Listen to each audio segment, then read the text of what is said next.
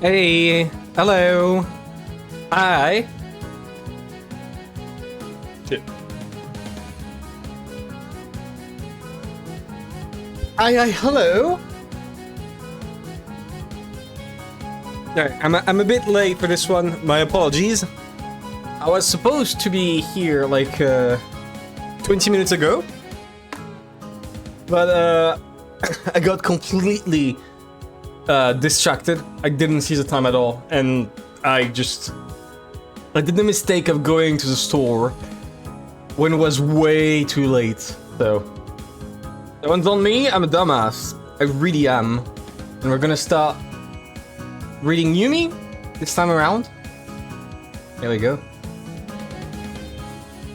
I think I checked the VODs, right? I'm still uploading the VODs. I think the VODs right now are about to catch up, or at least about to start episode 4. Yeah, because right now it is what's the word? It just published the ending of episode 3. After that is the tea parties, I think. So let's start Umineko.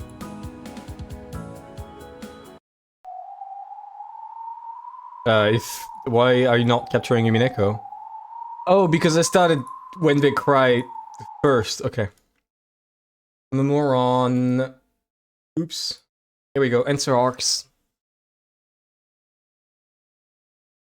Chiru. Here we go.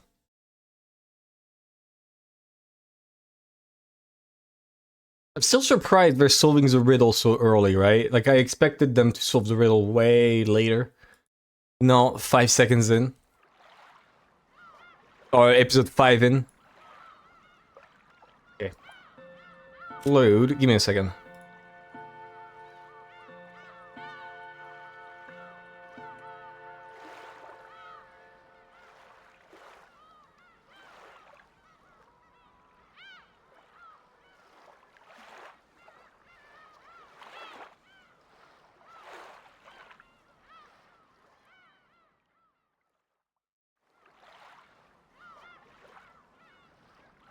Alright, here we go!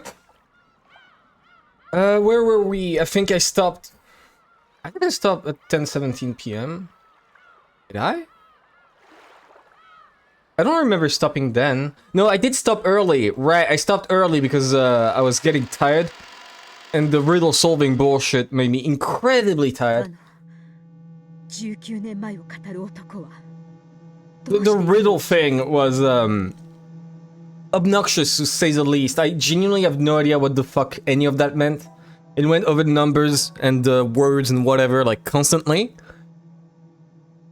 And whatever it is, I do understand why you should be able to solve the riddle, even if you're not Japanese. I should have figured that one out. Because Kinzo loves Western bullshit, and the word that you're looking for is a Western word. But an 11 character word, or at least sequence of letters, that could be a place. I still feel that this needs like this has roots in Japanese culture, right? Or at least that you need to know a name of a Japanese town, because they keep talking about, oh, like everyone in the family knows what the name of that Japanese town is, or that town he grew up in. So it's definitely gonna be that, right? And then whatever follows from that.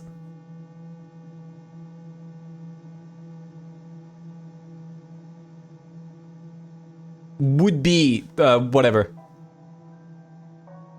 Honestly, it wasn't particularly interesting. I feel like wordplay riddle like this are always kind of I never managed to get quite into them, like, at all. Right. I set up the paint screen, which should be right here. We should be about ready to go. Yeah, I put everything below here, but I might just delete that, right? So I'll do that later. And we'll see. That CG is so good. It's great. Okay. I wonder what that man who claimed to have a connection from 19 years ago is doing now. Is he already hiding somewhere on this island? That girl called Erika was able to appear by claiming to have drifted here. That man might also have landed somewhere on this island despite the typhoon. And he may be hiding somewhere now. It's going to be hard to fully deceive the relatives any longer. Why? Why have so many irregular things happen at the same time? Yeah, Lambda and Erika are just fucking up the game board. How can you explain this nightmarish miracle of coincidence? I like this line. I like this line. Let me edit. I don't know why, but the this, I feel like I'm gonna reuse this. How can you explain this nightmarish miracle of coincidence? That's a good line. Here we go.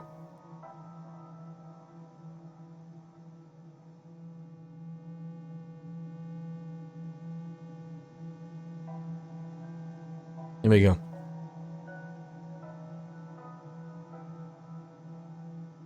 Natsui slammed the desk hard, held her head, and cringed at the pain from her overwhelming headache. Lordin Bencastle controls miracles. There's no point being surprised at irregularities or miracles when she's around. Well, Shogi is a game in which an enemy piece might suddenly appear in front of a king. For that very reason, you build up a perfect formation that won't allow you to such a weakness, artistically constructing a castle around your king. In that case, isn't all in the fort exactly what we should be doing right now? Perhaps if we had a fort we could hold, but we cannot opt for such a thing now.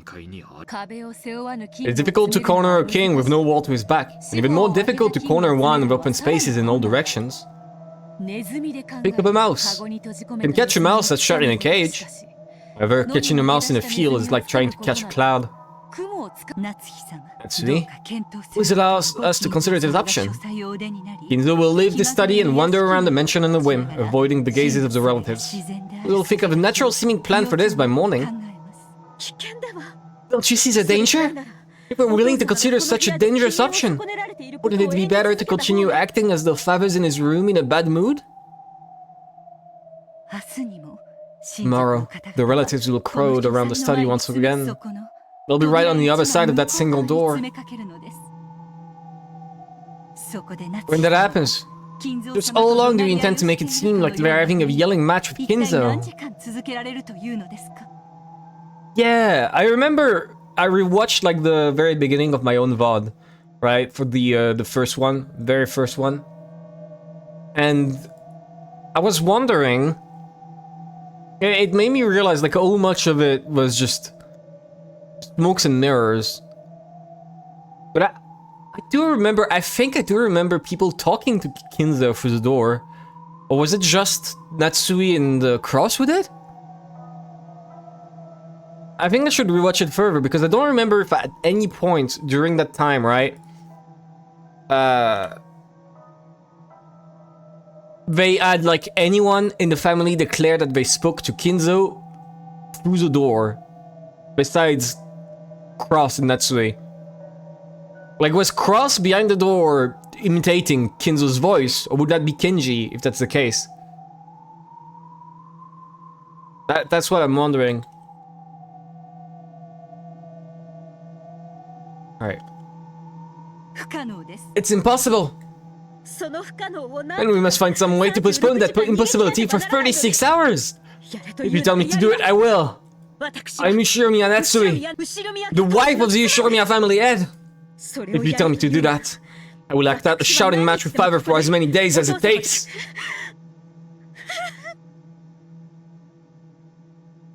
Ugh. Even Natsui realized that she could never manage it. She no longer saw any chance of victory from a plan that involved an illusion of Kinzo walking around, being on the desk several times, with tears of rage streaming down her face. Natsui alternated between groaning from her headache and placing the blame on one thing or another. It made one feel that there must be some curse that made anyone who sat in that chair act that way. like a game of mating shogi, where you are on the defensive. In mating shogi, the opponent has no king, and you have no way of winning other than avoiding a checkmate for a predetermined number of moves. And to think that I must escape for a whole day and a half's worth of moves. It's just too many.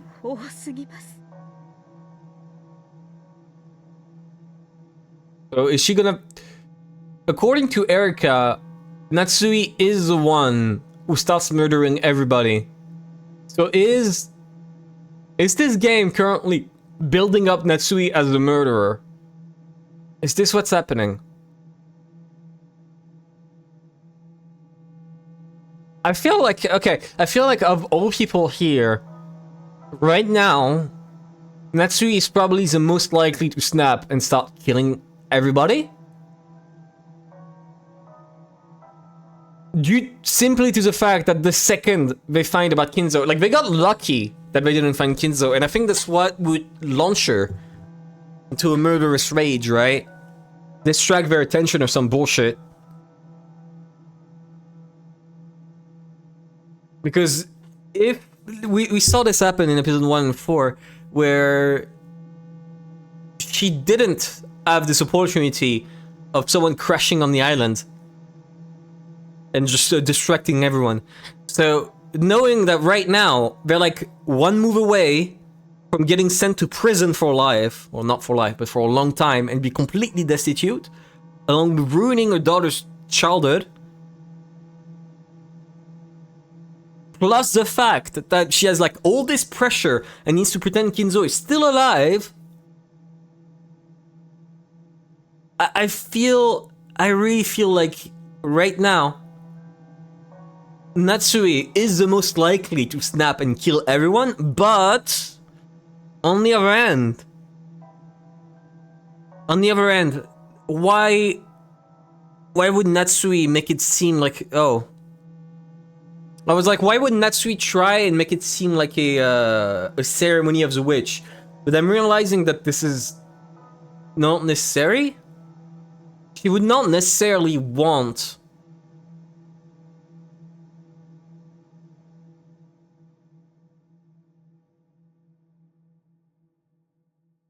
to I'm losing words because I'm realizing that Natsui, with what we're given right here, has a huge motive and incentive to both kill people and disguise it as a ceremony. But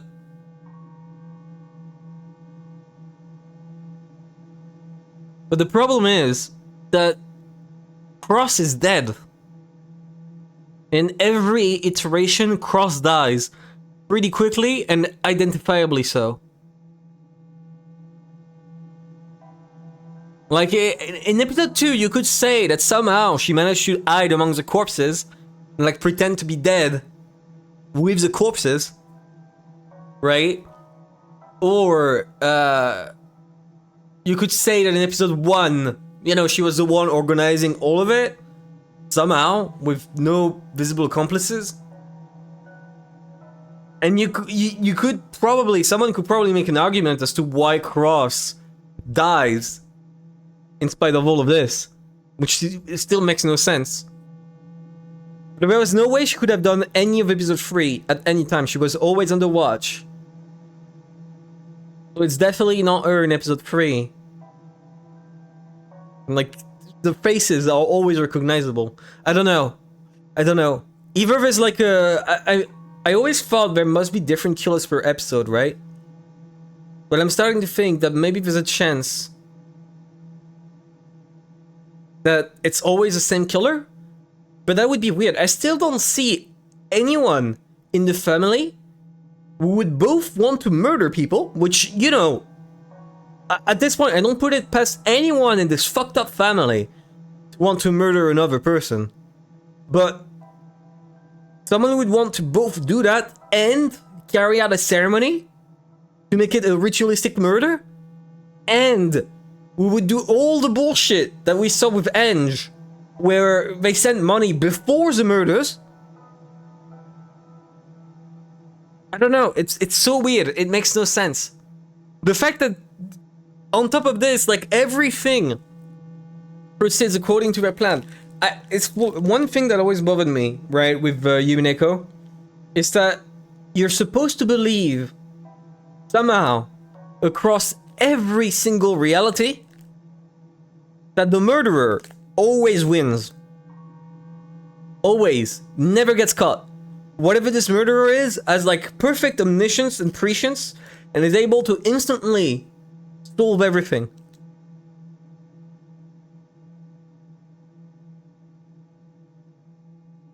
And just like, you know, get everyone where they want, do what they want, always be exactly at the right place.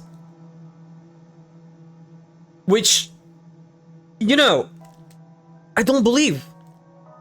So like, that's why I keep saying, oh, there's gotta be accomplices or whatever. Because while, yeah, physically some things don't make sense without accomplices, there's a lot of things that really just there needs to be another person on this island who's with the murderer. Or at least it must have like a lot of backup plans, because this makes very little sense. Very, very little. Okay, let's continue. I'm sorry, I just... Here we go. Don't stop thinking. Don't give up. I'll listen to your complaints, so don't have a fit.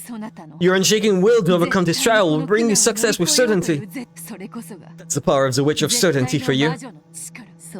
You must not lose that magical power. Believe that you will overcome this no matter what. I'm sure you'll think of a brilliant plan. Therefore, you mustn't give up and you mustn't stop thinking. You're right. I understand. Hi, Popo. What's up? Only I can overcome this hardship. That is correct. Didn't Kinzo entrust you with the job of overcoming these challenges? I spoke a lot of my theories about Umineko, just voicing them out loud, even though there's like no one watching, I think. At least according to Twitch.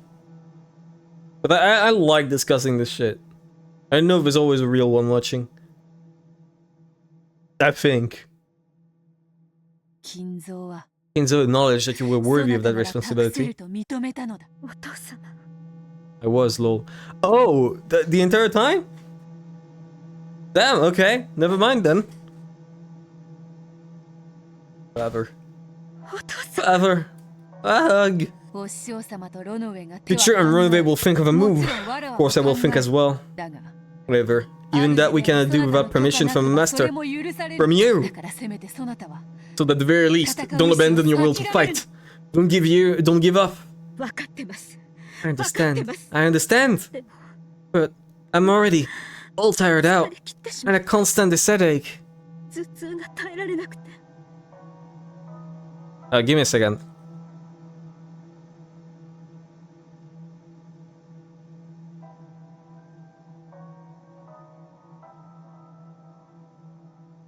Here we go. Why is it that I'm crying here, all alone in this frigid study? Why isn't my husband here for me now? Back when dinner ended, Cross claimed to be dizzy and went to bed early.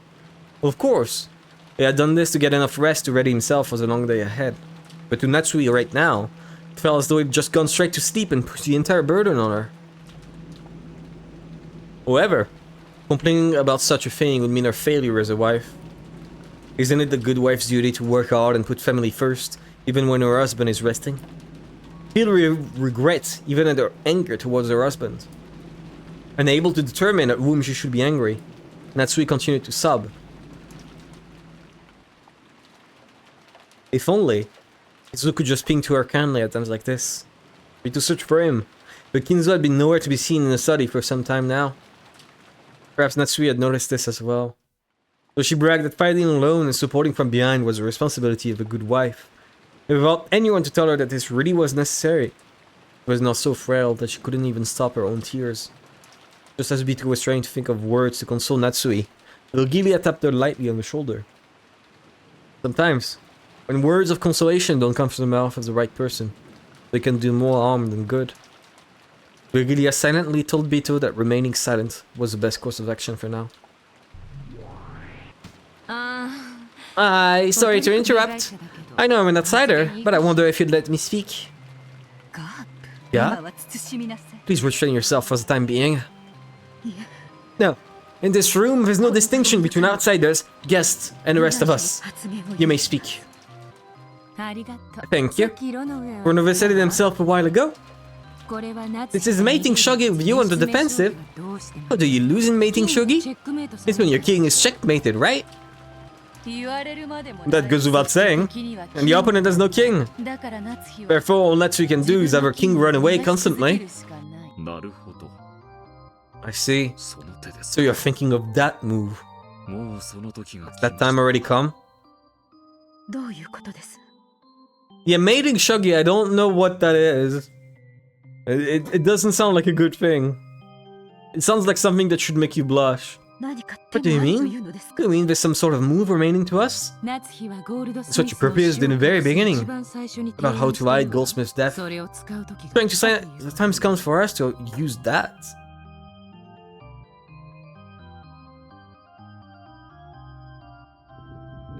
You mean having him go missing?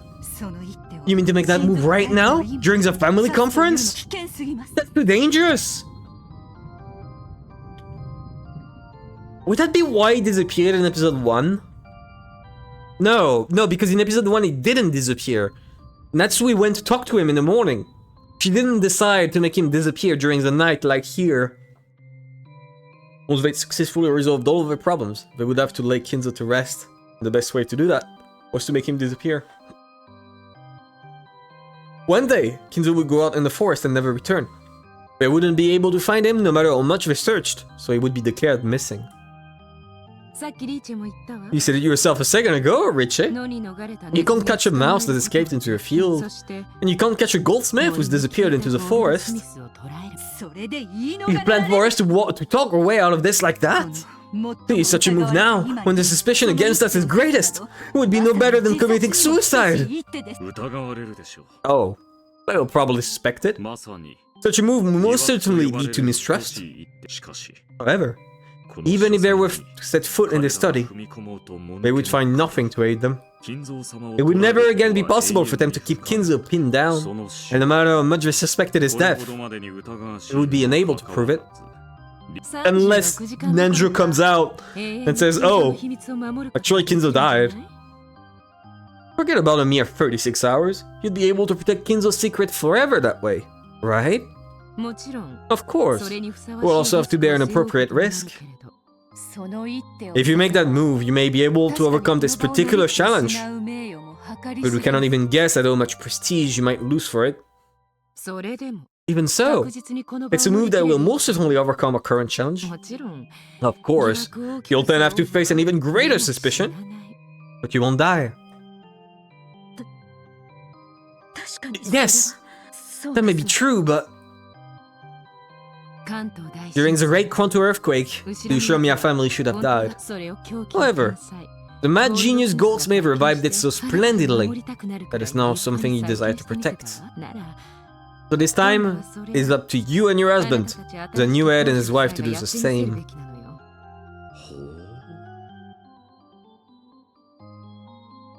Wait. Give me a second.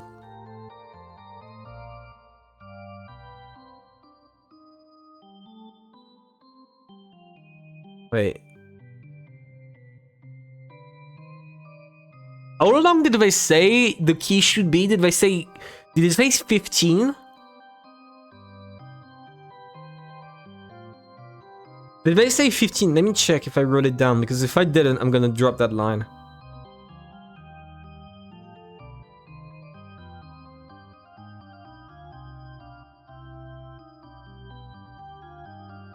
No, I didn't write it down. Okay.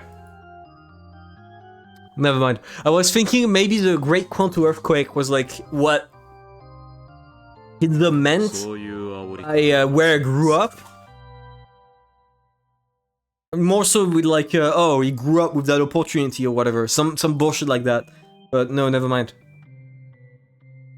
Is that how you intend to steer her up? I'm not steering her up. I'm just asking if she's prepared to be the wife of the head. Are you prepared to protect the Ushiromiya family, even if you end up getting dragged through the dirt to do it? I am prepared. Then now is the time. If you can survive by being dragged through the dirt, then crawl with all your might. You'll inch your way through this world of suffering, and eventually, you'll restore that glory. I, Gap, the 33rd in rank, promise you this. Gap! The fact that I came to play at a time like this must be a sign from the gods of happenstance. I'll keep this promise, Ushiromiya Natsui. I require nothing in return. Richie, the one who serves you, has already paid me plenty in advance. Gap may have seemed irresponsible, but she actually possessed a strong sense of duty. She was the kind of person who just couldn't leave someone in trouble alone. Payment in advance? Oh, when did I do that? I have no memory of such a thing. Because it's not the real Beatrice. Yeah, it's the Lambda Delta Beatrice here. Giggle, giggle. I just mean those magical items you couldn't remember where you put. Oh, never mind. Okay, never mind. I made off with quite a few of them. What? So that was your doing after all? Give him back! Give back my illusionary silver crystal and moonstick! I still haven't played around by sticking them together yet! What? That's the sort of magic and strategy you can expect from me. I can hide Goldsmith away in a world where no one will be able to find him. Let me know this instant! Let me know the instant you need that magic. Until then, be free to think of another, safer plan. True, true. Having alternatives is beneficial for your peace of mind. And even without that, you'll never think up a brilliant plan. And without that, not even. That would have been very insulting to her. Natsui, we have quite some time remaining us tonight. Let's leave Gap strategy as a final trump card and iron out a plan of our own for now. Please give us permission. Please, give us a trust, magical power, and absolute conviction we'll need to succeed without fail. If you have faith, I will make your dreams come true. If you succumb to doubt, then I will make those nightmares come true. You must build your own future. Shinzo would disappear, and right in the middle of this family conference. Such a move truly would be last resort. Figuring this final trump card in her heart, Natsui decided she wouldn't grope around for a different plan until the last second. After all, this long night has only just begun. Castor and Apis had just as long to prepare as Natsui did.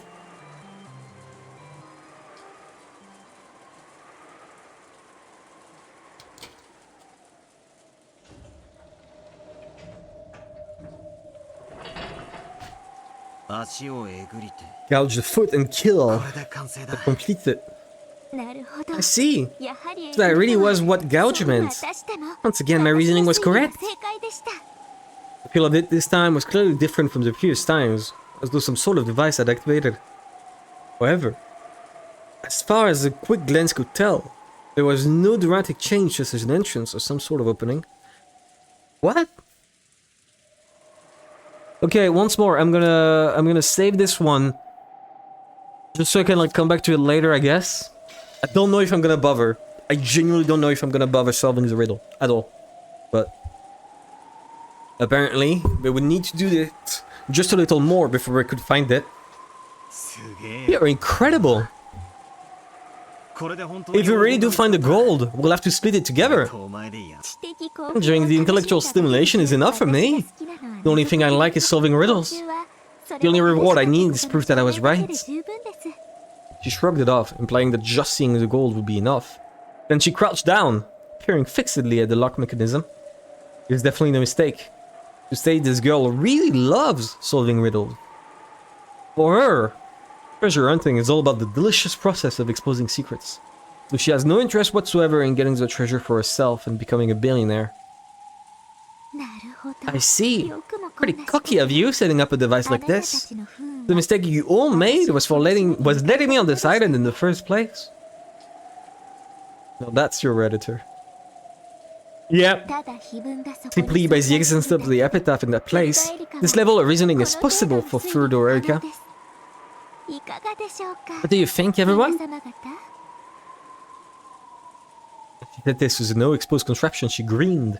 Her smile was triumphant, but it was more fully characterized by the small bit of unpleasant disdain contained within. After solving the riddle, she was probably reveling in the pleasure of having won against the one who had proposed it. And she enjoyed her ability to scoff at this person now. She's such a dick. If we find the goal now, the successor won't be cross, but you. Well, I wonder. Isn't Cross kind of arrogant? You might even call him a braggart. It will be pretty amusing to see him lose both the gold and his position as a successor to his nephew in the course of a single night, won't it? Erika was still crouched down as she spoke, her back to Battler as she toyed around with the device. Jessica. What a name, right? Why is the music picking up? So the girl would talk back to me? Huh? Yeah. She really was acting big about her father being the successor. When she woke up tomorrow and learns that you've inherited all the gold, that her father's no longer the successor, I wonder what kind of expression she'll have on her face. I've got no intention of keeping that 20 billion to myself. Well, if I got even 10%, that'd be as much as I could handle. We can split the rest fairly amongst the family. I'm even less interested in being the successor. I'd be glad to let Uncle Cross deal with that. Would you really be able to settle things that easily in the end? Giggle, giggle, giggle. Well, rather than trying to make guesses about that, I imagine it would be more fun to guess at the expression Jessica wears tomorrow. And what kind of sad excuses she'll try to make. She's such a petty bitch! Wow! Okay! So that's what she's like, alright. Okay. Yeah, I see your game now. You really do have a nasty personality. Oh, couldn't you reason that out from the time you learned that I like solving riddles? I mean,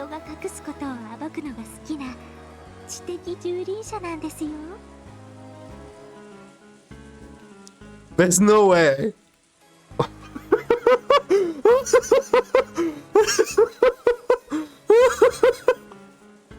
Intellectual Redditor, yeah.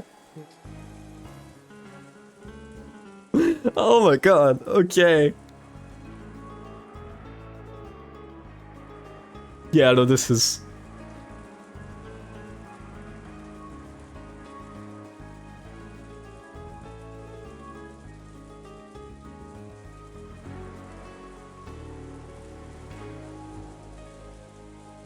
Okay, here we go.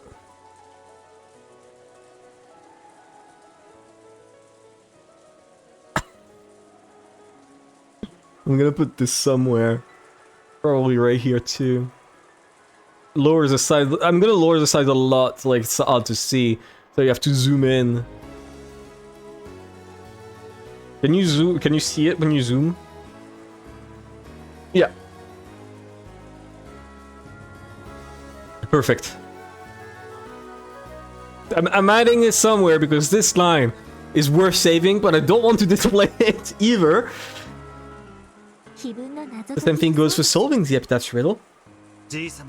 I'll bet you wanted to expose the goal grandfather worked so hard to hide. Yeah, that was my goal at first, but it changed partway through. Partway through? Changed to what? I mean, Jessica! She butted in on my reasoning, contaminating that pure and noble time. Ever since then, I've been trying to solve the epitaph so I could teach that Jessica a lesson. Are you serious? Giggle. I'll make all opponents surrender, no matter who they are. That is my sole pleasure. Do you still need to reason it out for you? Oh. You went all in on those Erika sprites. Look at those eyes. Those eyes are fucking terrifying, what the fuck?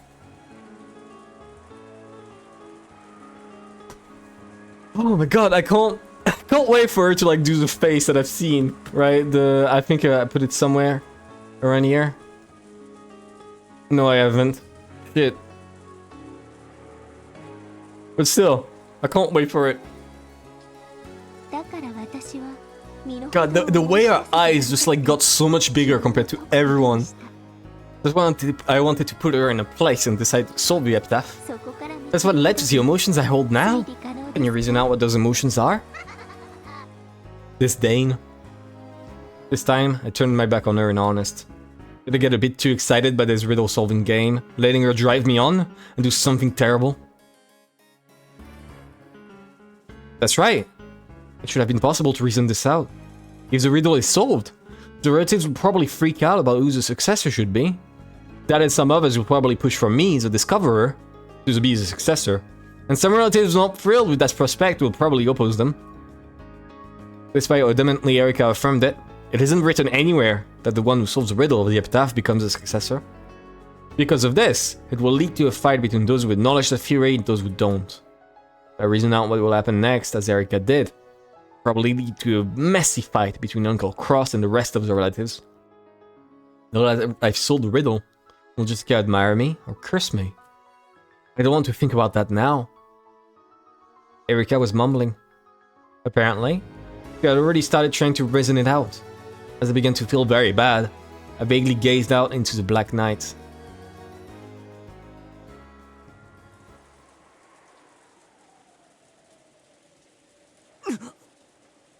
At that time, I looked at the dim outdoor light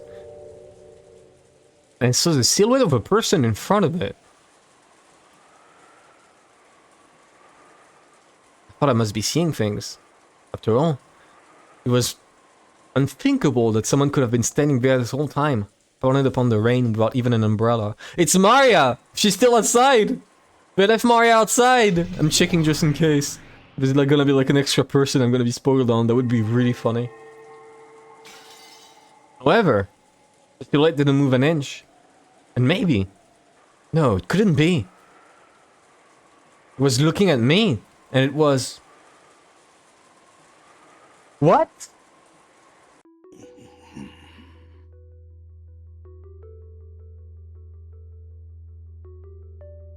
Huh?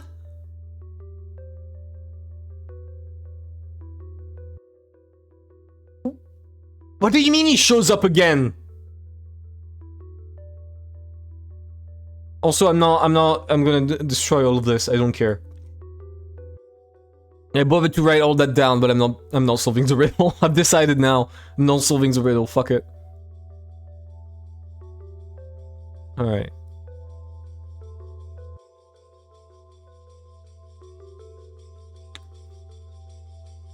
I'm putting this here again so I can like remember later. I think I may forget that Kinzu shows up again. I almost forgot the chapel scene. Grandfather. At that moment, I understood. Grandfather's probably been watching us solve the riddle this whole time. And he watched as we spectacularly solved the whole thing.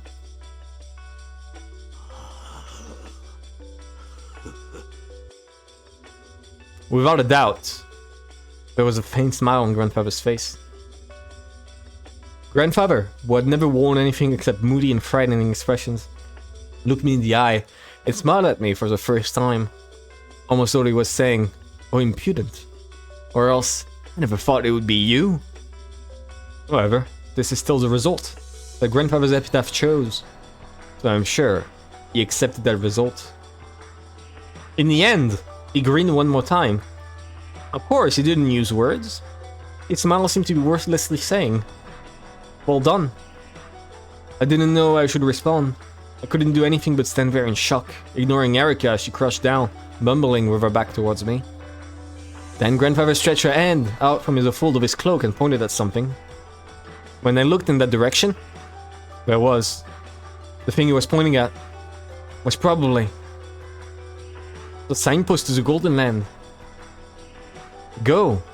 Her grandfather said that one word. I nodded to show that I understood. After watching that, Grandfather nodded back and satisfied. And with a spin of his cloak, he disappeared, seeming to melt into the darkness. The expression on his face at the end was a smile that was, for the first time, truly satisfied. Are you listening, Battler? Did you hear my reasoning? Found it. There's a signpost to the Golden Land. Huh? Ah, it's facing a different direction than it used to. I see. It means go that way. You've got some pretty good powers of observation. Grandfather told me about it. Huh? Kinzo? Where is he? I'm going. Let's have a look at what you're showing us. Just what is this Golden Land? We started to walk. The entrance to the Golden Land was right there. But, like, okay, I'm sorry, but wouldn't it be Erika who solved it? Why does everyone just assume that Battler is the one? Like, I don't understand on what basis is, like, Battler the solver here. Are they just dimming Erika as an assistant? I mean, Erika does not want the gold, but... Are they just dismissing her as an assistant to Battler? Because as far as I see it, like, Battler did less than half of this. Oh, fuck. My task is finally been sold. And it was Battler who did it. What a fool. Couldn't be better. When I think about it. Yeah, it was also a head that no one saw coming. Oh, I'm using the one to succeed me is just as surprising.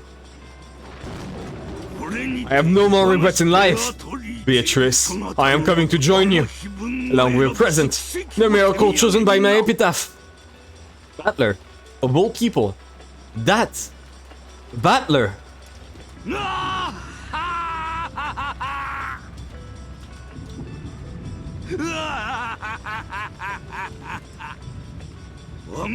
The very end of my life, I have seen a true miracle. Beatrice! I want this bad. Before anyone even died, yeah. Before anyone died, it was sold. So, like, I wonder what's gonna cause the deaths then. Like, technically, now that the riddle has been found... Now that the riddle has been found, the ceremony shouldn't happen.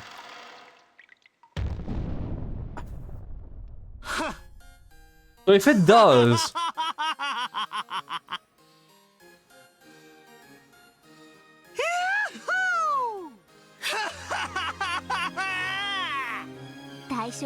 Except for its non-corrosive properties, there's no practical way to turn gold into money. I imagine it would take a lot of work to exchange all of this for cash. At the end of a crude underground tunnel, in a VIP room so beautiful it seemed improper, was a pile of gold so large that there could be no doubting its 20 billion yen worth. Erika was calm, but Battler couldn't suppress his excitement. Play happiness of marionette. Is that what the song is? So which of the two was the correct reaction to show after seeing a mountain of gold? Only those who saw the scene with their own eyes would say for sure. In this day and age, it's said that an average salaryman earns about 200 million yen in wages over his life. And this is 20 billion yen worth of gold. Within 100 of this gold mountain, a single human could live their entire life without working. Yeah, I've already... Okay, I'm gonna re-say it, but I have a theory that, like, this gold isn't real. That there's, like, one ingot that is a real ingot, right? And everything else besides that one ingot, which is the one that was acquired by that banker who got it verified, right? Every other ingot was actually just, like, covered in gold paper, right? No, actually real. And, like, because, like, magic is all about illusion and making you believe things that aren't really true. So if Kinzo manages to scrounge up enough money to make a fake ingot with, like, his emblem, and then just gets enough concrete to make concrete bricks that he covers in, like, white, it covers in yellow paint. And then tells to like a banker, hey, look, I've got a mountain of gold here. Take this gold bar to prove it. The banker takes the gold bar, checks it. Holy shit, it's 99.99% gold. Right? I have a feeling it's this. I have a feeling that like all of Kinzo's gold is gonna turn out... They can't know because they just see it from a distance. But I have a feeling it's gonna turn out to actually be this. Or at least, it was at first, and maybe later down the line he actually bought the 20 tons of gold for his children. Who knows? With even 100 of this gold mountain, a single human could live their entire life without working. What is labor? Isn't the very point of a human's life, since a person who doesn't work cannot eat? If so, then 200 million yen is enough to make a single person's life complete. And this is 20 billion yen! This would account for the labors of 100 humans! No! A single human life 100 times over! Of course, if you still wanted to work, you could. Any money you gain as a result could be used to play with. After all, you would already have enough money to live for your entire life. No! For eternity! No, wait, I mustn't give it all to myself. I can split it up among 100 people. If I could create a world where a full 100 humans wouldn't have to work for their whole lives. What kind of world would that be? Yeah, there's no doubt at all. This is a golden land. And there you go. Baron Battler magnificently discovered the gold. Congrats. I had arrived the most central parts of it, but what's wrong with being just a little mean, right? Sure, do that as much as you like. I'm not interested in the macro details about what kind of riddle it was or what kind of answer it had. The important thing is that as a result, 10 tons of gold were discovered. Yeah, but you still have no proof that it is. Right? That specifically was a banker asked to take a gold home, like a gold ingot home, because it's easy to fake gold. Gold was discovered in the third game as well by Eva. Rosa also witnessed it. Although the two of them hadn't spoken to the gold discovery to anyone. In other words, there was a chance that the gold discovery was a catbox truth kept between the two of them. More specifically, it was possible the gold didn't exist and was just an illusion. However, I have finally found it. The catbox has been opened. It'd be a waste of time to do that repeated game, so I'll give you a little bonus. This mountain of gold is real. Okay. Right. This mountain of gold is real. All the ingots piled up here are real, pure gold. There are absolutely no tricks such as replicas or fakes. That doesn't change my theory. Because, like, Kinzo is rich enough to actually have made real ingots after end. Right? That would be a far-fetched. But that's one of my explanations as to where the gold comes from.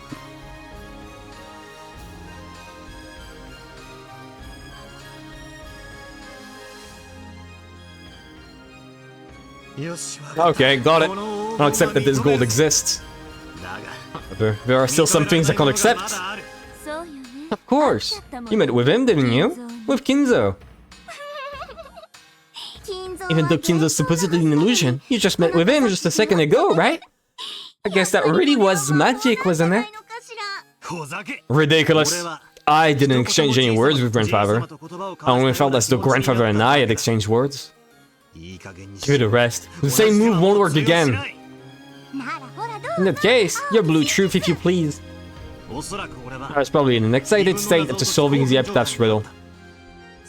I mistook something for Grandfather. For example, maybe it was some kind of sheet or cover that I couldn't caught in a dark grove of trees. Yeah. My commitment to saving everything is gonna be the end of me. Jesus. I'm gonna add this to here. Here we go. It's some kind of sheet that I got caught in a dark grove of trees, which look like Grandfather's wearing a pitch black coat. The result, I mistakenly thought that I'd had some sort of conversation with grandfather. Blue truth, valid.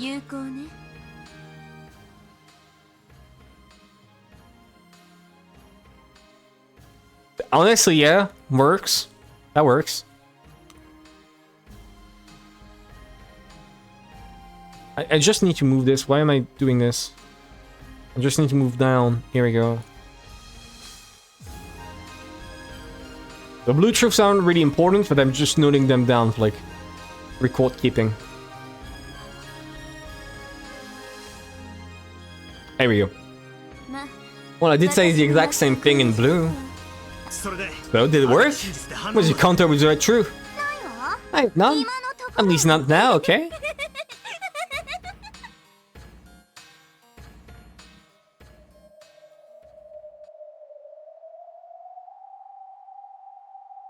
The me who let out a strange yell in front of the gold mountain was finally starting to regain his cool.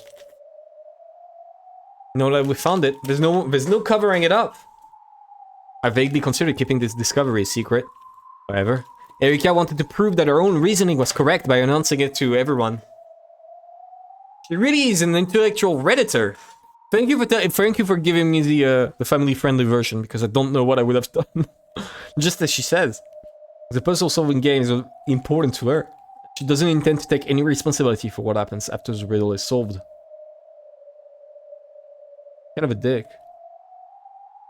A riddle is sort of like a lock. Locks exist to be locked, and they're only significant when they're locked. Therefore, it had to be essential to have some gold in mind when exposing such a thing. However, for this girl, the act of exposing is itself her final goal, and she has no intention of taking responsibility for anything that happens later. Maybe the true storm to hit Rokkenjima isn't the typhoon. She won't keep this discovery secret. She definitely announced it so she can brag about her success. Then, she'll call a real storm down upon this island. I won't be able to keep this covered up. In that case, there's nothing to do but announce this fact fairly to all. Can't imagine what will happen after that. As she grinned, Erika muttered to herself. She must have been anticipating the uproar that the relatives would soon bring about. To her, merely imagining that was far sweeter than 20 billion yen in gold. Simply by the existence of the epitaph in that place, this level of reasoning is possible for further Erika. What do you think, everyone? That's okay, I'm sorry. That catchphrase is like the worst catchphrase in the history of catchphrases.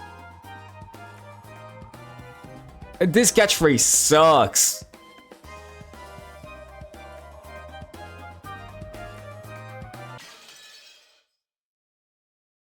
I really hope she like changes it at some point, because wow. I did not remember her saying that catchphrase this much. Yeah, she keeps saying it. It's crazy. Like, Jesus, shut up.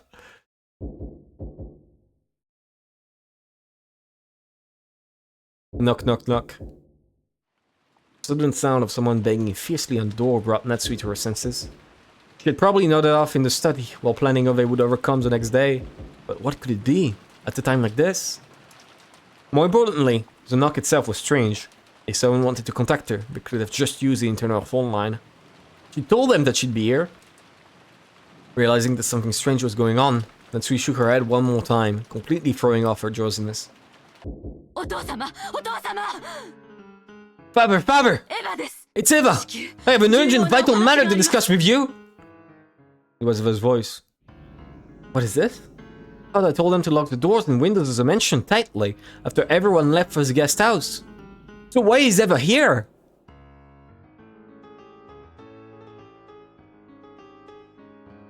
Natsui ran up to the door, responded with a small knock, and spoke through the door in a quiet voice. What is it? You're too noisy.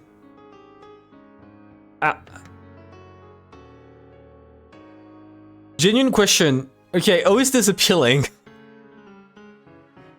What the fuck are those boobs? That's not even an appealing sprite, right? Like, I understand having boobs is like an appealing like thing because you like boobs, right? But this just looks wrong. This does not look good at all. It sucks. Who the fuck drew that one? Like, if you want to draw big boobs, at least draw them good. This just looks like shit. What is it? You're too noisy. Natsui? Why are you in five study at this hour? I told you to be quiet. Have you forgotten that I value peace and silence more than anything else? Now's not the time to be saying that. Stop having that and open up quickly. Bring Favor out. Zed just went to sleep. I don't know what business you have, but I will deal with it tomorrow. I don't have any business with you. Just open up right now. Sometimes, multiple schemes and assumptions can fall apart due to the most direct, simple, and emotional strategies. I did! Fakulukis, I did! They're also dumb. They're also dumb. No, I don't think I did in the PS3 sprites. I think I did in the Pachinko sprite. But this is the first time I see like the PS3 sprite of Natsui. And those boobs are genuinely just like horrible. They don't look good. I think, like, I don't know. I'm not gonna lie, I never noticed she had big boobs on the original sprites either. Right? It's like a Kiri, I don't know how. I never saw it on her sprite. I guess I just don't look at it. I didn't notice for Eva though. Did he give... Okay, no, I was like, did he give big boobs to everyone? But no. The close-up is a problem. I guess.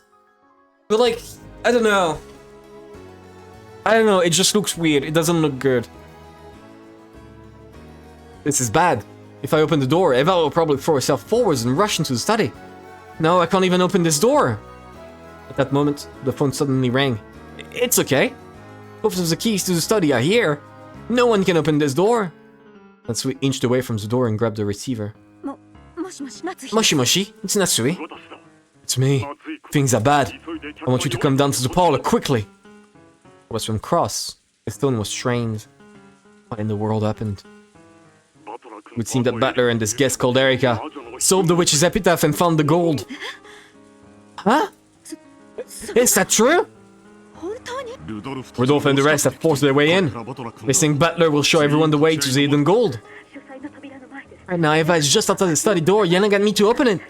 But if I do that now, she might push her way inside. I understand. I will go there too. Don't worry about Eva. Just stay there and don't do anything. I'll give you a signal once I've gotten Eva away from the door, so leave as soon as you hear that. Ready? Right after that, Cross came up to the staircase, accompanied by Genji. A heated debate started between him and Eva. Open up? No, calm down! In the middle of that, there was a small knock as a signal.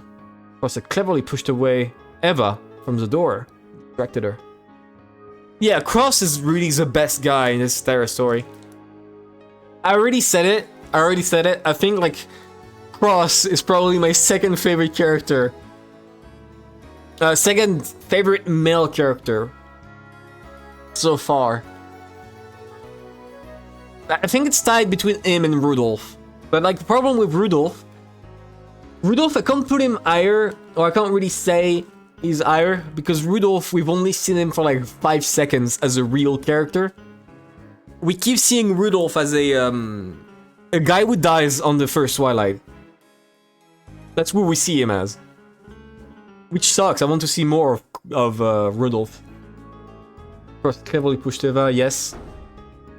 I mean, except in episode 3, but in episode 3 he still didn't have a big part, right? Because all the other adults were alive. He still didn't get his part. Natsui slipped out the study and quickly shut the door. Eva noticed this, and her face twisted in disappointment. But the heavy sound of the auto lock had already rung out, and the door had been sealed. The gold of the epitaph has been found! It's only natural that we should inform Favor about this. Or else what? Is there some reason you can't tell Favor about this? Favor gave strict orders that he be not awakened, no matter what, after he went to bed. Following those orders is the duty of the head representative. Is that right, Genji? Yes, the Master's sleep must not be disturbed no matter what happens. Even a rule like that depends on time and circumstances, doesn't it? I mean, the epitaph was solved! Favor has a right to know straight away! Of course, the two of us will report on everything to the head tomorrow. That's our duty as the head's representatives. I don't care about that! Come on, just open the door! Let me see Favor! Favor, can you hear me? It's Eva! Please open up. Ow, ow, ow, let go of me. That hurts. You're telling me to listen to us? Don't knock on the door so loudly.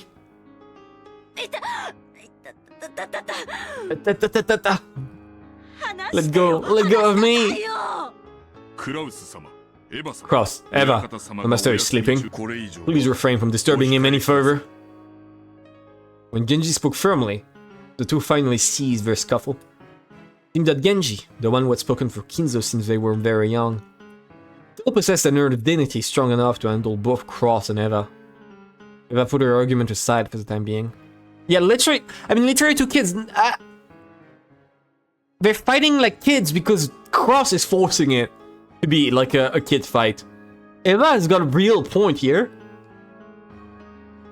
It's Cross who's acting like a kid because he has to. But it is very funny that the adult steps in and suddenly they stop. She couldn't off worrying about that until after she saw the gold with her own eyes. After all, not even Eva had seen it for herself. Natsui and the others had managed to somehow deal with a momentary crisis. However, the moves of the demons that would sneer upon their efforts had already begun. Battler! Solves the riddle of the epitaph, you say? Yes. Though he had a lot of help from that Erika girl. Battler was the one who reached the answer. Erika has proclaimed that she will abandon her rights to the Golden Land. Therefore, the one who will reach the Golden Land is Battler.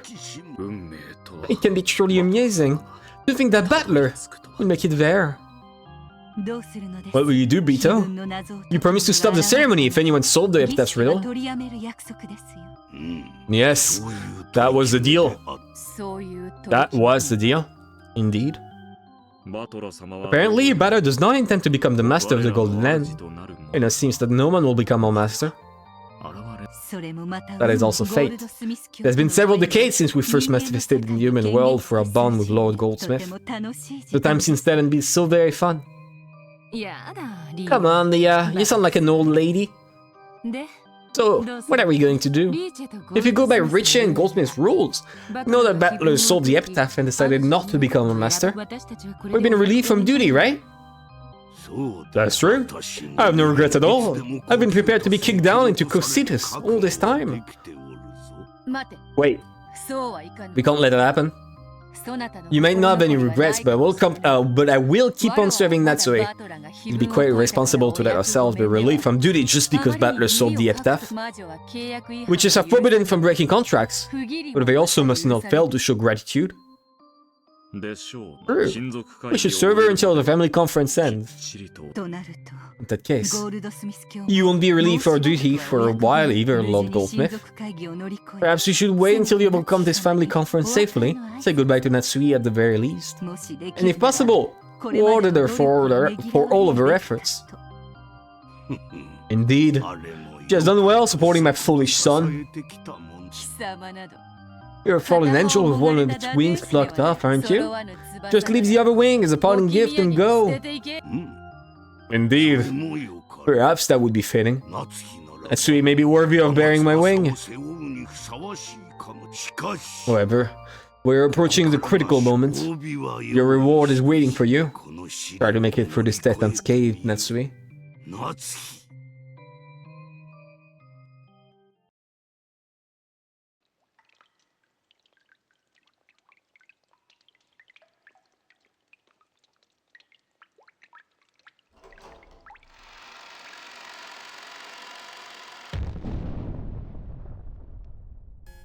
The mountain of gold left everyone speechless, regardless of how strongly they had believed in its existence.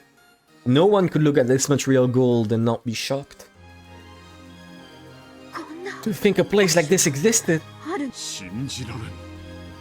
Can't believe it. That dad. Everyone was stunned by the gold. The first one to break the silence and jump around in ecstasy was Hideyoshi. Letting out an excited laugh, he clung to the wall of gold. And he felt the cold hot touch of it all over his cheek. This is incredible! It's a real thing! That dad of ours, sticking this much gold in such a ridiculous place.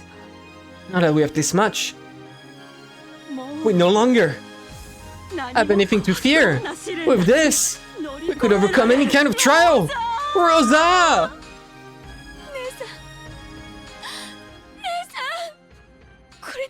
You'll be able to find happiness with this, right? And Battler says, no, I'm keeping it all for me. Eva and Rosa move towards each other at the same time and hugged as they broke down crying.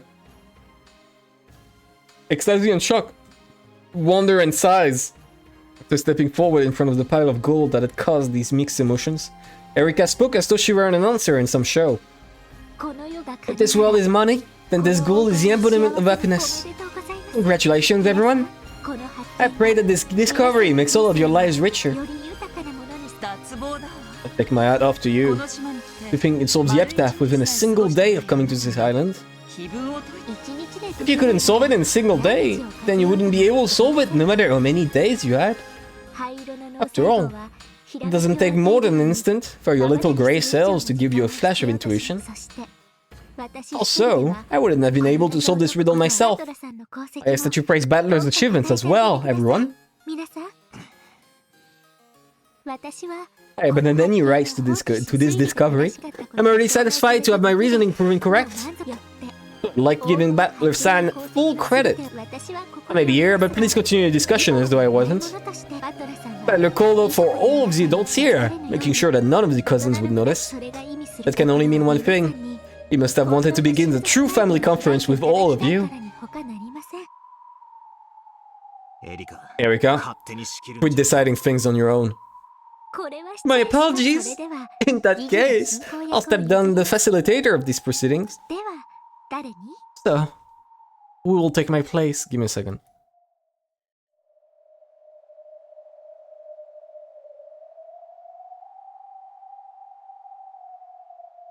Shrugging, Erika looked around at everyone. After a short period of silence, Eva made the first move. None of us have forgotten the deal we made earlier today, right? Yeah. Divided between the four of us with 2.5 billion for each. And then, the successor gets another 10 billion. Wait a second! Who decided that the one who discovers the gold becomes a successor? Hold up, you won't be able to get away with that, Natsui! We've all been arguing based on that premise this whole time, haven't we? You really think you can pretend that never happened now? That's right. Weren't you the one worrying about how, if one of the servants solved the riddle, they might consider themselves a successor?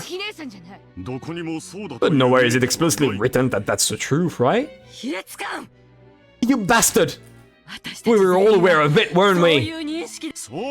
That's right, brother. You're gonna change your position this late in the game? It was never stipulated. I believed it was common knowledge between us. I don't see how you can suggest we ignore it completely. You could just interpret the head's epitaph however you like. Where is it written that the one who finds the gold becomes a successor? The epitaph was decided upon by the head. You have no right to decide these things for yourselves. Calm down, Natsui. How could I calm down? Yeah, I do find it quite impressive that Battler solved the epitaph. I certainly believe he should be rewarded for it. However, it certainly is a stretch to suggest that he deserves half of everything, and you won't get away with the argument that the discoverer becomes a successor. What do you mean, clearly a stretch? If he could have just kept it hidden from any of you. Natsui, you're grasping at straws. You're not even doing it properly. That's low, Natsui. This is completely different from what you were saying earlier today. I agree. It was never stipulated. The fact that whoever solves the epitaph becomes a successor has always been the greatest unwritten rule we've had. It's not fair if you start complaining about that at the last second, right? Yeah, it isn't fair. Anyway, this gold is Fava's. We can't decide how it will be split without Fava's permission. No way! That's low, Natsui. We were talking about this on and on earlier, right? I was saying the whole conversation today was a bunch of bull? Just ain't right. Why don't we just vote on it? Battler, the one who found the gold is a successor. Marisman and I have no objections. What about you, Rudolph? Kiri? Rosa? No objections here. Nice going, Battler. I have no objections either. Battler is a true successor, chosen by the epitaph. If you're unsatisfied, then why don't we just ask father directly? That's right! Like you just said, Natsui. Father is the one who wrote the riddle of the epitaph. And he's also the proper owner of this gold. In that case, shouldn't we talk to father about this directly? How should Battler, the person who discovered the gold, be treated? I believe father is the only one capable of making such a decision. But didn't I tell you to calm down? Rosa and Kira, right? Let's ask father. Your turn is already over. Cross and Natsui. Yeah, she fucked up by getting pissed. Now they all want to see it. Yeah, bring father out to us. We won't get anywhere with just you two. Let's begin the real family conference. Does this look like something you can put off just because it's tired? If we take this thing lightly, we'll have a massive problem in our hands. Hey, are you listening? We won't get anywhere with just you. Bring father out right now. Are family conferences always like this? The hell would I know? They're probably always like this on the inside. Looks like we won't be able to get this figured out right now without Kinzo. You think he's being called out to settle his children's fight, even though it's been announced that he has only a short while to live. I wonder how he feels right about now. Giggle. Imagining that. No. Reasoning that out will be a treat. He's gonna figure out he's dead already. The parents ignored Battler and Erika, kept yelling at each other, on and on. Even though Battler had more or less imagined that this sort of thing happened behind the scenes, this was the first time he'd seen it. He'd expected it 6 years ago, and he'd been only able to get a pretty good idea of what this was like by the darkening expressions on his parents' face when this time of year drew near. However, this argument his relatives were having before his very eyes was much more ugly than he did imagined. That's why he was very glad that he called the adults out here without letting the cousins catch wind of anything.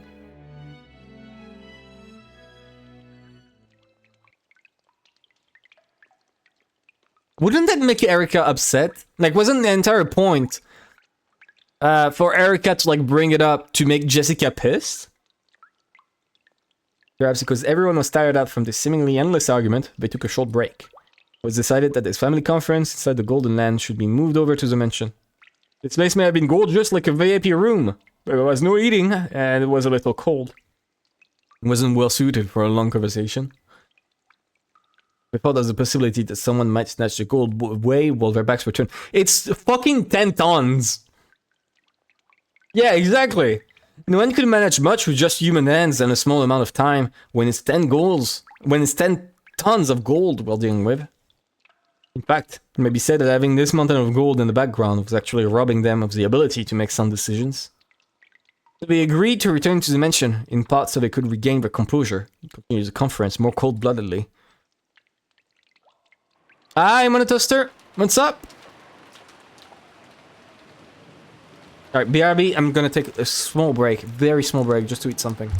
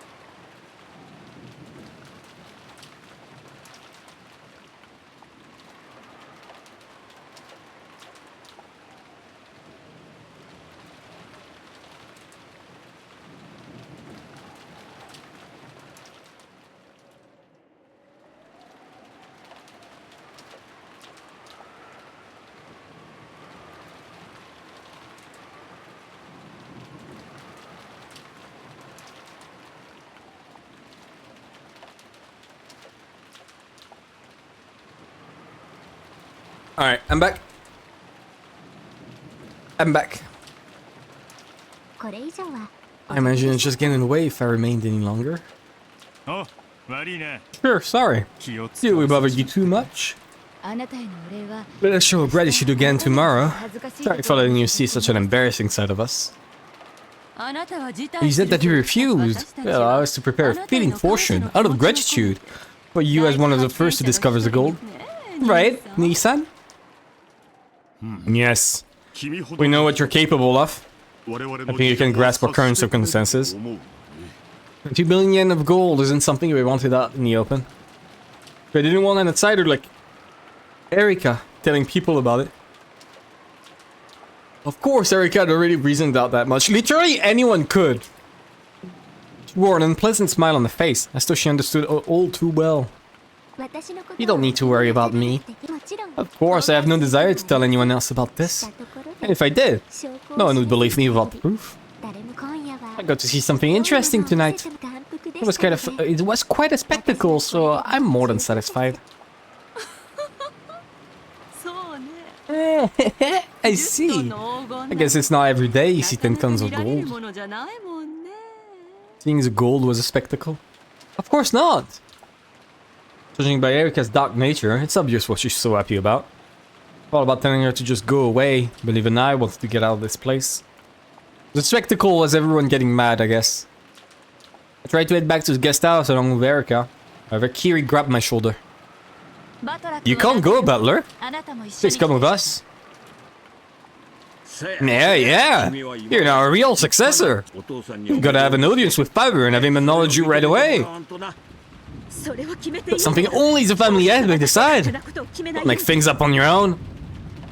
Butler, I realize it will be a pain, but stick around with us for a bit longer. Don't say anything. Just stay quiet and keep your head down. Got it? Just do whatever you want. It would have been easy to say that I had no interest in being the successor. But I was sure that would only add more oil to the fire. Even if I hadn't been ordered to keep quiet, staying shut up like a clown was clearly a good idea. In that case, would it be really so bad if it just let me go back to the guest house? Dad put his arm firmly around my shoulder and I told him it was uncomfortable and to let go. However, he didn't pay attention to a word I said.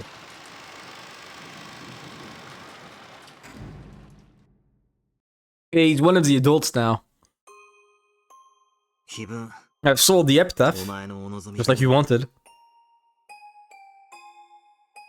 When you were as a game master, we'd always get those letters. Try and solve the epitaph. If you don't, I'll kill you all.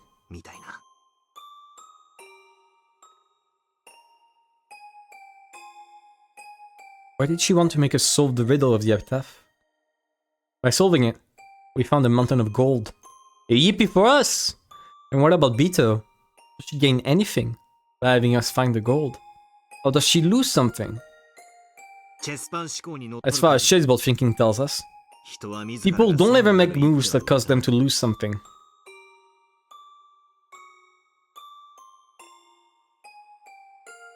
I mean...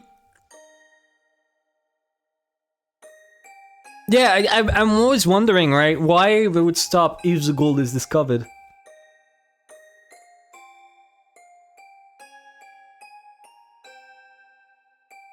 Because, like, I was like, oh, it's for revenge and they're just killing the family. But if that's the case, why would they not kill the one? That's from Bito lured her. Battler. Oh no, technically it's more like Lambda Delta. Lambda Delta is the one who hurt Bito. And also she hurt herself, she let herself die. Technically it's everyone's fault but Battler. Battler is a goat. He's perfect. He's never done anything wrong or said anything wrong. Ever. Welcome, Amin. Welcome, welcome. I mean, you must have something to gain by having us solve the epitaph. No, the child has nothing to gain from having someone solve the epitaph. Are you sure that's okay? So, I mean, you can do things out of a contract. Like, technically, shares both thinking doesn't work if it's like a casino, right? Why would you do something that could make you lose? I don't know, I don't understand. Oh, no, it's more like he's saying working toward his loss. I don't understand. I genuinely don't understand. I was looking forward for this part. For me being confused, using Ren like that without her permission, this child most likely wishes for it. The idea would suddenly appear there, quickly gave an answer to my question. Was the right truth? In the past, I sometimes guessed that Beto tried to make us solve the epitaph, because she wanted to make us find the gold's hiding place for her, so she could snatch it away. Yeah, I don't think that's that. Is that wrong too? Yes. In the first place, the gold of the Golden Land belongs to this child. Oh! She had absolutely no need to make someone find it for her, or to snatch it away for herself.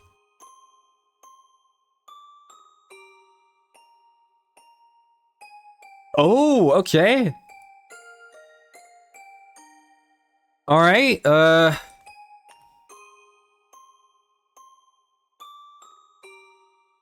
yeah, I need to think about motives. I really need to think about motives. That's like one of the few things that I have not really tackled. Because no motives make sense. Of course, Beto is Beatrice the Golden. Isn't she the master of the Golden Land and the Ushamiya family alchemist? That totally makes sense. However, that makes me even more confused. Even if someone exposes the answer to the epitaph's riddle, Beto has nothing to gain. Oh, to the contrary, our own gold might be stolen away. In that case, I'm understanding this less and less. I understand the epitaph murders might be revenge against the Ushamiya family, or else a ceremony to revive her powers as a witch. After all, she's probably doing it because of some reason or goal of her own. What's the point of her telling us to solve the epitaph? Whether we solve it or not, she has nothing to gain at all. In other words, the whole issue, whether the epitaph is solved or not, is immaterial in Beto's eyes. You're right. Whether the epitaph's riddle is solved or not, the child stands to gain nothing at all. Okay.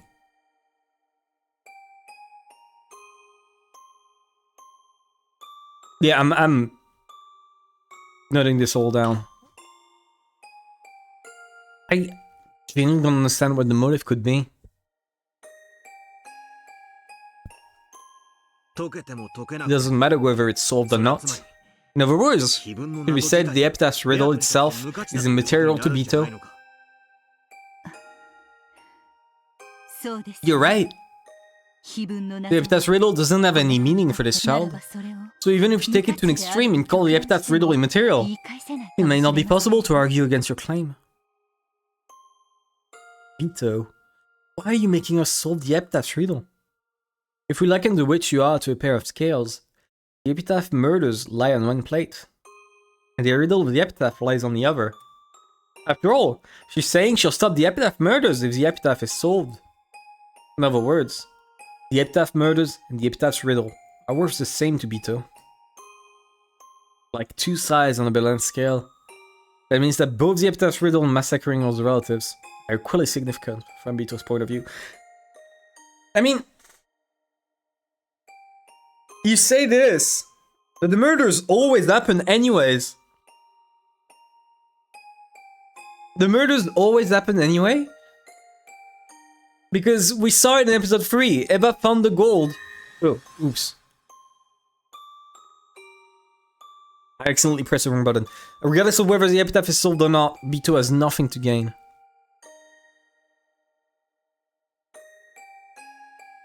Alright. I'm just gonna replace this.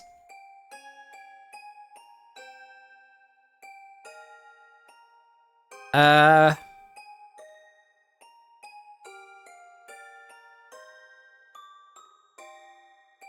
just said it like a bunch of times. She just said it like a bunch of times.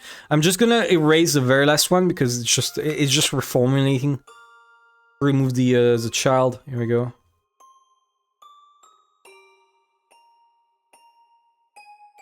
Okay, 50. Sorry, I'm struggling a bit.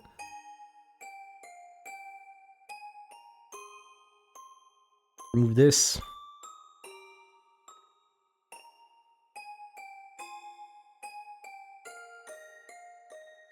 Here we go. I'm so confused about what the motives are. I don't think I'll ever figure it out. How much are the epitaph murders, which lie on the other side of the scales, and are equal of the epitaph riddles in value, worth to her? Think, don't stop thinking. The epitaph murders and solving the riddle of the epitaph have equal worth. As long as the epitaph murders, which are Beatrice's goals each time, have the single weight that can be stopped, a weight that she decided on herself, both are worth the same thing to her. X equals Y. And whether the epitaph's riddle is solved or not, B2 has nothing to gain. Y equals 0. In this case, what is X?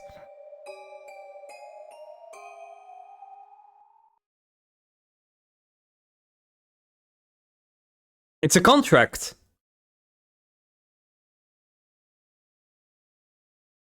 It's a contract. It's like hiring an assassin, right?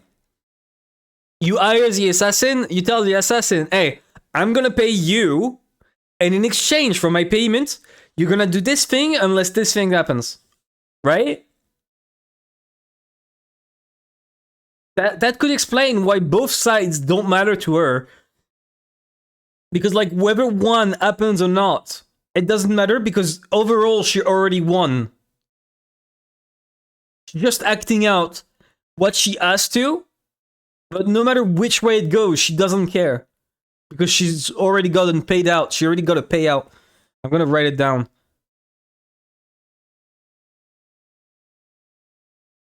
I think it's because she already got a payout.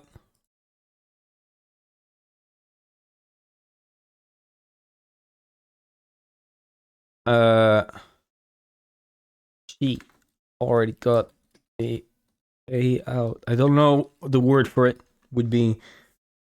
Not necessarily money, and it's just acting on the behalf of someone else or fun. Whatever way it goes doesn't matter for her because she gains because she already won.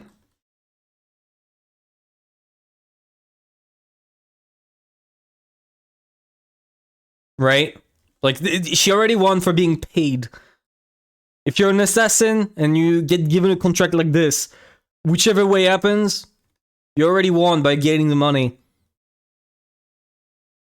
That's gonna be my guess. Wait a sec. I mean, the epitaph murders are also meaningless and immaterial. Every time she performed these bizarre serial murders, she's willing to spend an incredible amounts of effort to politely send advance notice, but then kills us one by one in accordance with the epitaph, never getting exposed. So all of that is meaningless to her? I spun the chessboard around and searched for Beatrice's moves over and over. This is always the first place I stumble. Significance of the epitaph. Murders. What did she have to commit several murders in a way that reproduced the witch's epitaph? If she wanted to kill the whole Shermia family for revenge, it would be much simpler, safer, and more reliable if she just put poison to their dinner. Or else went around killing people one by one in the middle of the night while they were sleeping. However, on the first evening, Vito sent us a letter that sounded like an advance notice, and then carried out a 3-part serial murder with large gaps in between. 6 people of the first twilight, 2 people of the second twilight, and the 5 people of the fourth and later twilights. Where unfolds? When the first murders occur, we barricade ourselves in somewhere to stave off any further murders. Furthermore, we quickly suspect a culprit among us. Holy shit, wait, what? And start analyzing each other's alibis. Alibis.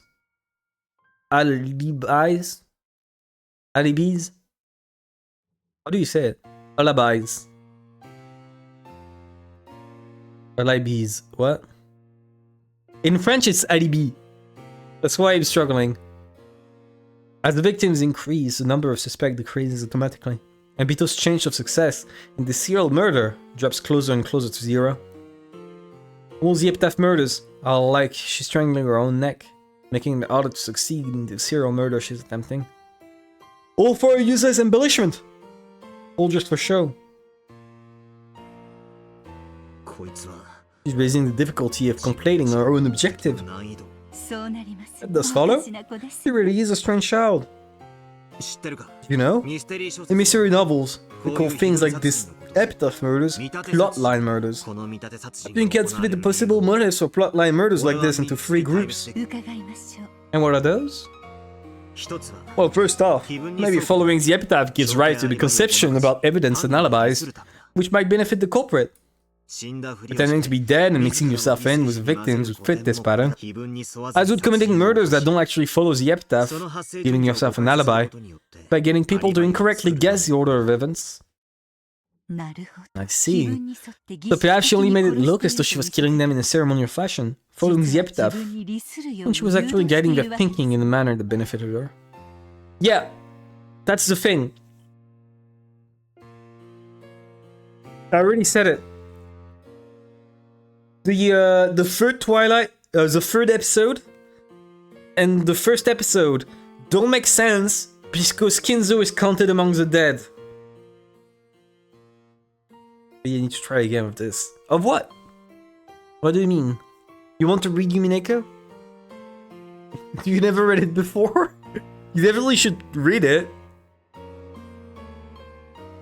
Yeah, you definitely should read it. It's good. Oh, maybe it's fighting game. No, you don't. No, you don't. It was actually... It's shit, apparently. Apparently, it's shit. So you would not enjoy it.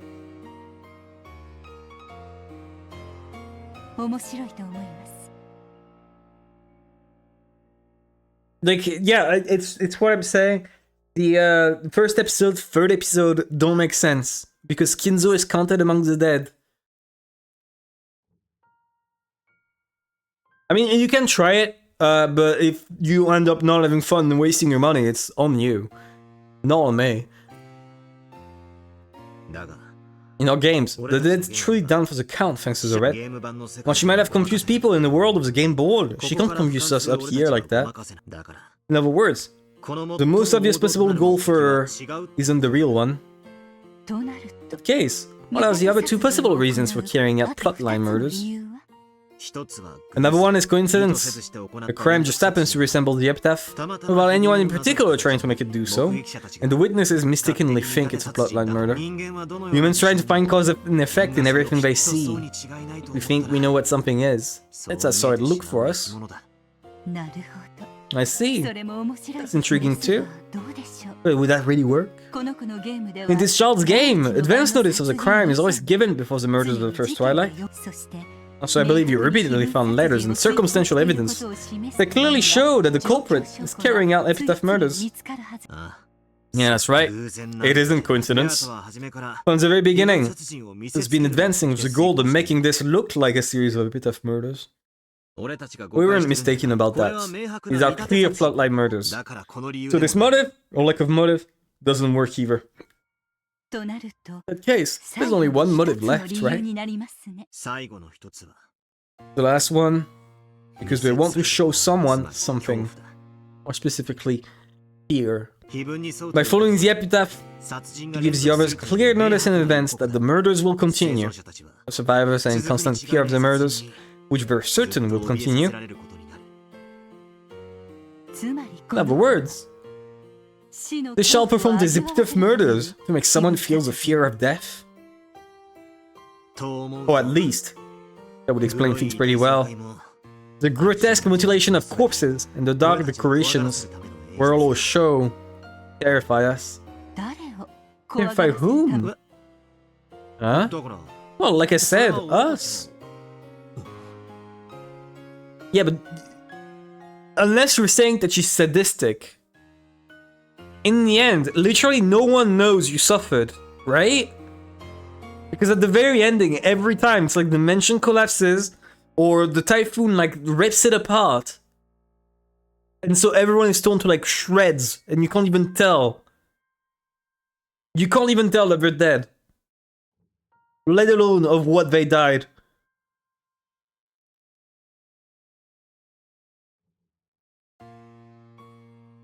Uttering that one line Virgilia spoke so casually, my thoughts clouded over once again. Is it really sufficient to use the big word us?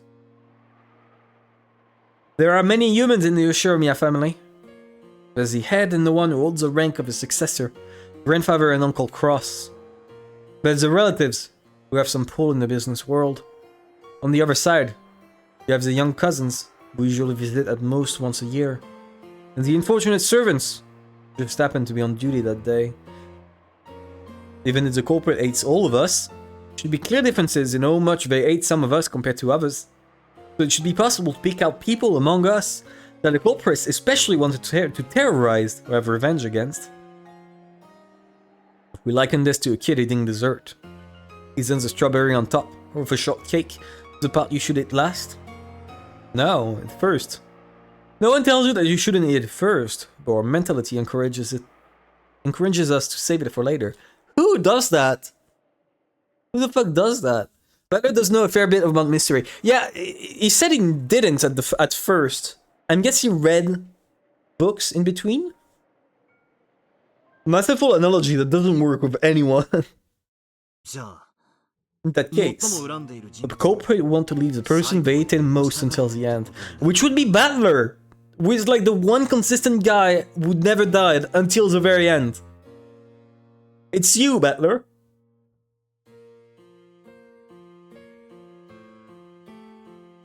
Yeah, like that line by my favorite character in this novel I like. Something about, oh, the worst way to kill someone is to murder those close to them first, make them as miserable as possible, and only kill the person then. Oh my, that must have been quite a terrifying novel! Oh, frightening. Yeah, it's called Umineko. In that case, you could argue that the people who stay alive until the end are the ones Bito ate the most. However, every single time, the order people get killed changes around completely. If we try counting up the people who live until the last twilight every single time, even though they do die in the end.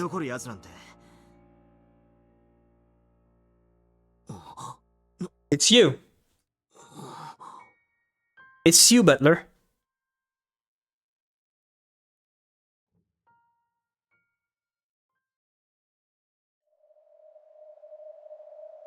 I'm the only one. Let me first speak with the red. Butler isn't the culprit. Butler didn't kill anyone. This can be said of all game.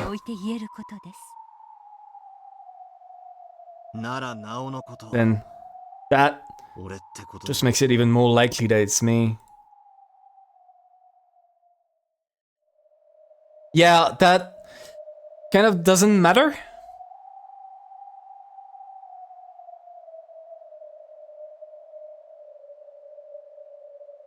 I do want to add this here. Here, speaking of innocent people, confirmed innocent. And the sole reason she had for bringing about the epitaph murders was to show them to me. Every time Bito brags that she'll choose whom to kill next with a roulette. However, I'm the only one she never kills. So she does kill me in the end. She leaves me by until the very last moment. In all of these supposedly random games, there's only this one unchanging constant. She wants revenge? Against me? So is she performing the epitaph murders to make me feel fear?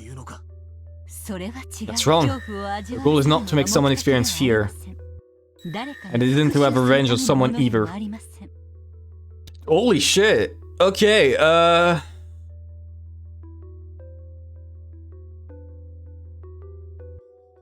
okay, well this shit is big. I don't know how to take in all of this.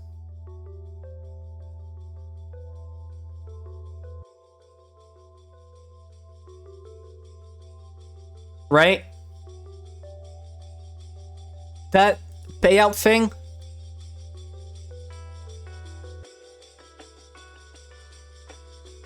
The payout could just be no.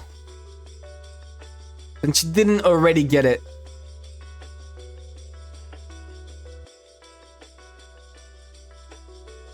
It could also just be related to the sin, I guess. Like, what the fuck did Butler do?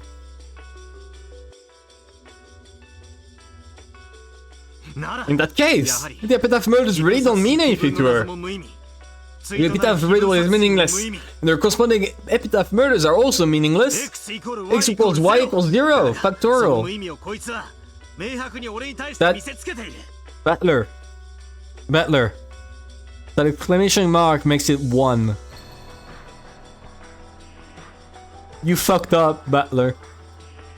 I mean, so she's clearly trying to show these meaningless things to me. What could she want from me? That'll be worth the same to her as something meaningless. Don't get it? I already said it. The only solution I can think of for episode 4 is if Beatrice is like living in the same body as Butler. And Butler has just like random bouts of amnesia and switches with Beatrice, right? And at that point, Butler is not the culprit. Butler did not kill anyone. But Beatrice did. Beatrice killed a lot of people. Right?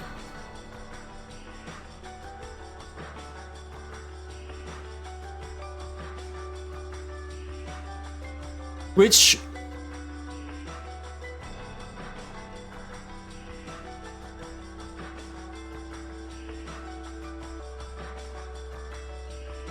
I don't think it's likely.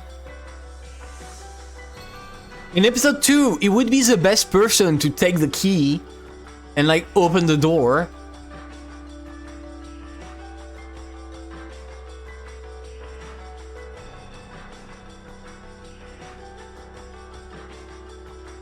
I don't know. This is pissing me off. The more I think about it, the less I understand what she's thinking. Like, yeah, what's the motive? I never figured out the motive. The fickle witch who committed the meaningless, worthless string of serial murders. Even the epitaph's riddle. That's the payout. I've already said the payout is something she already got by doing the murders. So would that be making people think there is a witch? Like, would that be the point of every bottle game that Ange finds in episode 3? Even the epitaph's riddle, which that witch used as a trigger that could suspend the real murders, is meaningless, immaterial, and yet she's thrusting this meaningless, immaterial thing in front of my face. What is it that you want from me? Or else, what is it that you're giving me? The idea that Bito has clearly been taking revenge on me has already been denied by Vergida's Red Truth. Book for X and Y. Both the epitaph murders and the epitaph's riddle hold no meaning for Beatrice. X equals Y equals 0. However, since she's thrusting those things in front of me, they must have some meaning. She showed us the scales representing if you don't solve the epitaph or carry out the epitaph murders. In other words, neither the epitaph murders nor the epitaph's riddle have any significance by themselves. It becomes more meaningful when she puts both halves on the scale and puts them on display before us. No, before me. In other words, it should be like this. Equal 0, x equal 1. Twice. Okay. Meaningless, weightless things on both sides.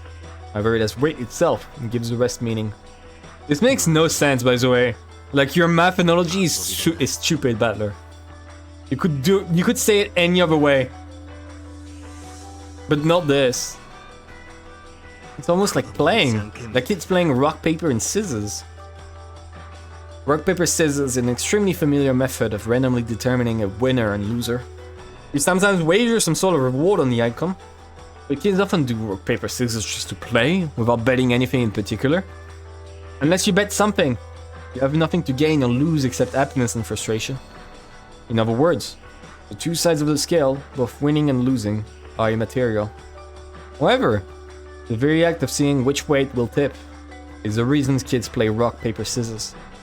After all, the kids are enjoying the communication that surrounds the game. They aren't purely interested in the value of winning or losing. They aren't overly concerned about who wins and who loses. I mean, it doesn't matter to Bito. Whether the epitaph murder succeed or not.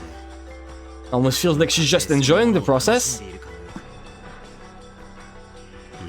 In the past, I cursed her, deciding that she was a heartless witch who kept murdering people for no reason.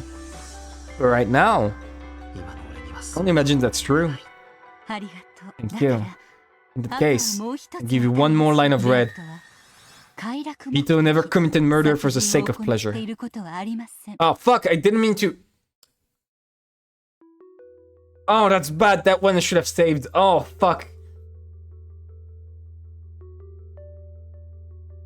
Okay. Shit.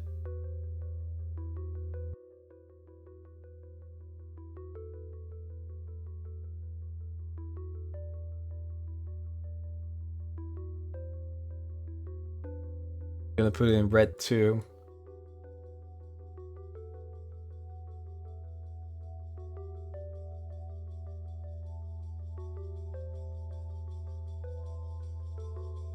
She didn't do it to make anyone feel fear. And she has nothing to gain. She doesn't care whether the epitaph murders succeed or fail. Almost like a random game kids will play.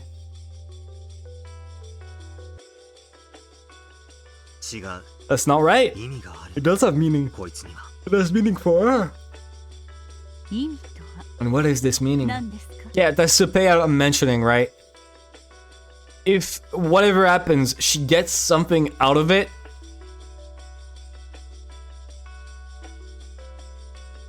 Yeah, that's what she's saying. She kills because she has a reason, but the reason isn't murder, the reason isn't that she's bored, the reason isn't for vengeance. But there's a reason. I don't get it. Even though both sides of the scale are immaterial, the scale itself has some weight to it in our eyes. Of course it isn't meaningless. The meaning...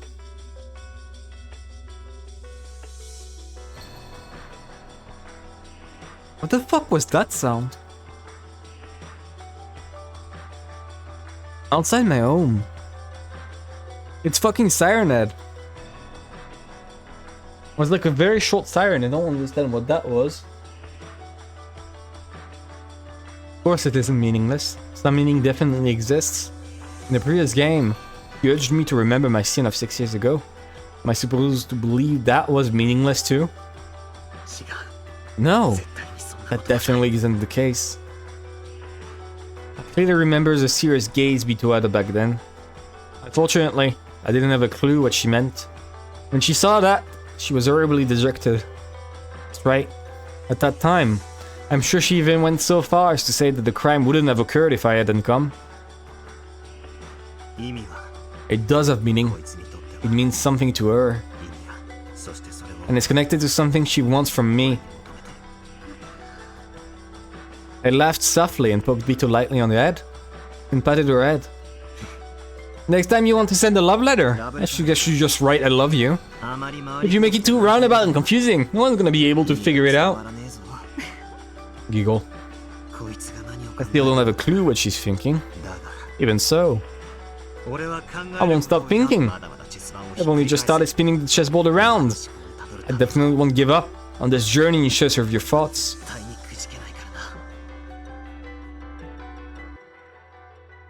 What the fuck is her deal?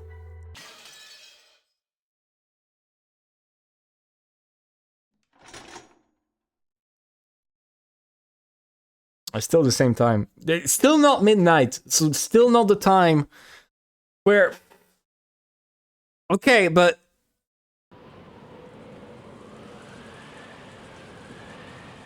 If all of these are meaningless, then why did she... Yeah, I mean, if they're meaningless, that would be why she threw them all away in episode 4, right? Like, episode 4, she really didn't do it out of a sense of ceremony, right? It wasn't a ceremony, it was really just to send a message to Battler. Specifically, Because everyone else died. The only one who didn't have like a violent death was Maria. Because Maria was made to drink poison.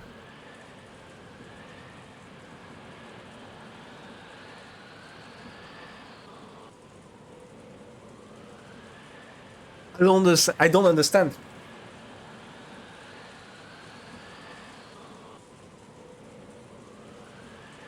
I don't get it.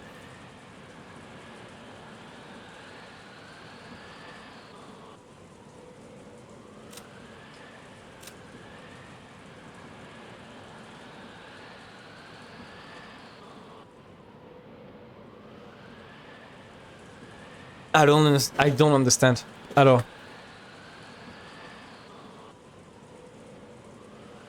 I'm gonna stop here for today, I think. I know it's a bit early, but I do want to stop for today. My apologies. But next time should have some good stuff coming. I need to think about all of this, really. I just need to think about all of this. Give it proper thought, roll it around in my head, and like see what comes out. Because I genuinely do not know. I still like over fuck around with those, by the way. There's a tip screen. When in episode 4, Butler disappeared because it was declared as like not being actually Kinzo's grandson, right? He disappeared from the list and then there was just a hole here. That was fun.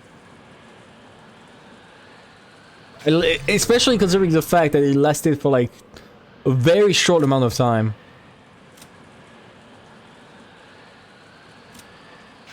Oh wait, there's a next page on her. I didn't notice.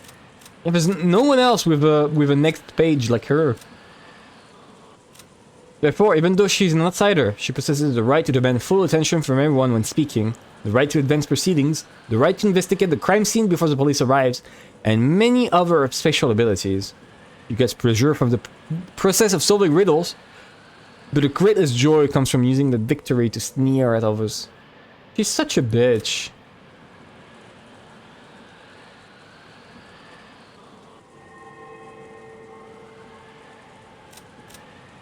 Does anyone have the next?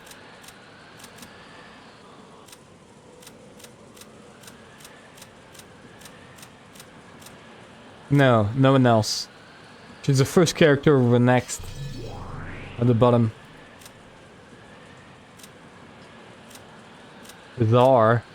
Strange. Weird. Alright. I'm gonna stop here. I'm gonna check if I did save, just in case. Yep, I did. I did. Alright.